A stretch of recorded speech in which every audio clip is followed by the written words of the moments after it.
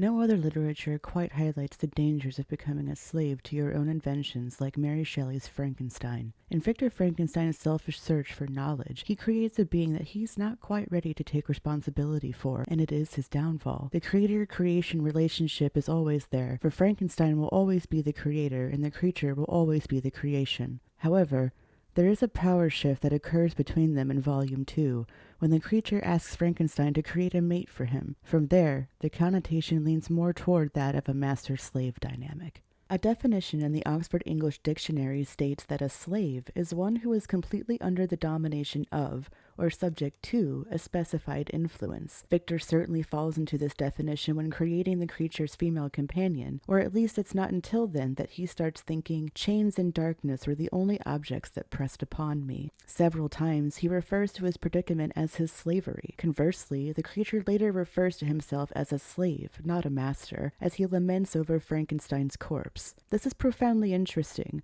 not because neither sees himself in the master role, but because earlier, when the creature confronts Victor about destroying the mate, the creation calls his creator a slave. The power dynamic at its most uneven here, he ends the threat, "Slave, you are my creator, but I am your master. Obey." The creature blames his behavior on compulsion, an impulse which I detested yet could not disobey during his confession to Walton in the final moments of the novel. The creature could not allow Frankenstein any happiness because the scientist could not show his own creation the same kindness. Now that his creator is dead, the urge to ruin his life or have any power is gone. The creature is left with only guilt in retrospection. In a way, the creation is a slave to existence as well as to his creator. However, upon his climactic meeting with Frankenstein on the mountain summit, life, the creature says, is dear to me, and I will defend it. The creation lacks the constitution to kill himself until the very end. In life, Frankenstein was his only hope for happiness. In his creator's death, nothing is left for the lonesome creation. The power dynamic notably shifts again. In death, Victor holds the power as he was the master key to the creature's happiness. Without Frankenstein, the creature is nothing. It seems only fitting that his life is presumably ended here. That way, they are finally equal, creator and creation, only in death. The second female creation would seemingly fit into the OED's primary definition of a slave, one who is the property of and entirely subject to another person, whether by capture, purchase, or birth.